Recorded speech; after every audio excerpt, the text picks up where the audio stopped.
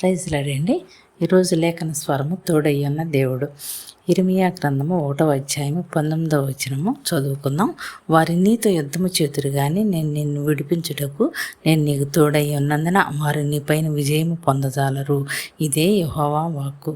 గమనిద్దామండి ఈ వచనాన్ని. యెహోవా వాక్కు ఇర్మియా గారికి ప్రత్యక్షమైంది అని మనం ఈ గ్రంథంలో చదువుకుంటాము. మరి పూర్వపు దినాల్లో జనముల మీద రాజ్యముల మీద ఇర్మియా గారిని దేవుడు ఒక ప్రవక్తగా ఏర్పాటు చేసుకుని మరి గర్భములో నేను నిన్ను రూపింపక మునిపే నేను ఎరిగితిని ప్రతిష్ఠించాను అని చెప్తూ ఉన్నారండి. అప్పుడు ఇర్మియా గారు దేవునితో నేను బాలుడినే మాట్లాడటకు నాకు శక్తి చాలదు అని చెప్తూ ఉన్నారు. కానీ దేవుడు అంటున్నాడు నేను బాలుడను అనవద్దు. ఇర్మియా గ్రంథం 1వ అధ్యాయము 7వ వచనంలో ఉంటుంది. నేను నిన్ను పంపు వారందరి వద్దకు నీవు పోవలను, నీకు ఆజ్ఞాపించిన సంగతులన్నీ చెప్పవలను అని అంటున్నాడండి దేవుడు. వారికి భయపడకు, నేను నిన్ను విడిపిస్తాను, నీకు తోడై ఉంటాను, వాళ్ళు నీ మీద విజయం పొందరు అని ఒక భరోసా ఇస్తూ ఉన్నాడండి దేవుడు. ఆ దినాల్లో ఇర్మియా గారికి తోడై ఉన్న దేవుడే ఈ దినాల్లో కూడా మనకు తోడుగా ఉంటాడని మనము కూడా ధైర్యం గల వారమై ఉందామండి.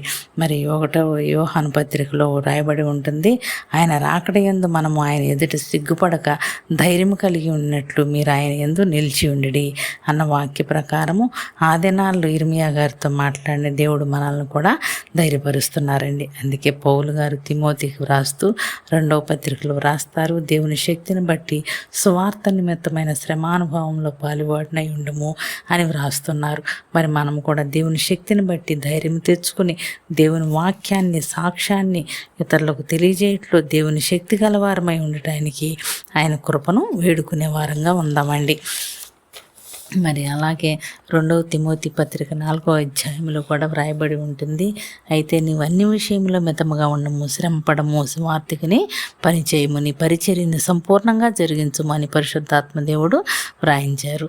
మరి అందుకే ఆ దినాల్లో ఇర్మియా గారితో కూడా నేను నీ నోట నా మాటను ఉంచి ఉన్నాను, నీకు ఆజ్ఞాపించిన సంగతులన్నీ చెప్పు అని ఒక బాలుడైనప్పటికీ ఇర్మియా గారితో మాట్లాడుతూ ఉన్నాడండి దేవుడు. మరి దేవునికి లోబడట అనేది ఇది నేర్చుకుని ఆనాటి ప్రజల కొరకు ఏడ్చే ప్రవక్తగా కన్నీరు కార్చిన భక్తుడిగా మనము దైవ గ్రంథంలో చూస్తూ ఉన్నాము. ఇర్మియా గ్రంథము 20వ అధ్యాయము 9వ వచనంలో వ్రాయబడి ఉంటుంది, ఆయన పేరు నేను ఎత్తను, ఆయన నామమును బట్టి ప్రకటింపను అని నేను అనుకుంటున్నా, అది నా హృదయంలో అగ్ని వలె మండుచు నా ఎముకల్లోనే మూయబడి ఉన్నట్లు ఉన్నది, నేను ఓర్చి విసిగి ఉన్నాను, చెప్పక మానలేదు అని అంటున్నారండి ఇర్మియా గారు. మరి ఈ దినాల్లో కూడా ఎందరో భక్తుల ద్వారా ప్రవక్తల ద్వారా మరి సువార్త వినిపింపజేస్తూ ఉన్నాడు దేవుడు. కొందరు ఎన్ని శ్రమలు వచ్చినా చెప్పక మానట్లేదు, ఎందుకంటే దేవుని యొక్క బలమైన ప్రేరేపణ నీవు ప్రేరేపించగా నేను ప్రేరేపింపబడితిని అని అంటున్నాడు భక్తుడు. అలాగే ఇర్మియా గ్రంథం 25వ అధ్యాయంలో ఉంటుంది, కాబట్టి నీవు ఈ మాటలన్నీ వారికి ప్రకటించి ఇలాగూ చెప్పవలెను, ఉన్నత స్థలంలో నుండి యెహోవా గర్జించుచున్నాడు, తన పరిశుద్ధాలయంలో నుండి తన స్వరమును వినిపించుచున్నాడు అని ప్రకటించమని ఆనాడు చెప్పిన దేవుడు ఈనాడు కూడా మనకు క్రొత్త నిబంధన ద్వారా స్వార్థికను పని చేయము అని హెచ్చరిస్తూ ఉన్నారండి.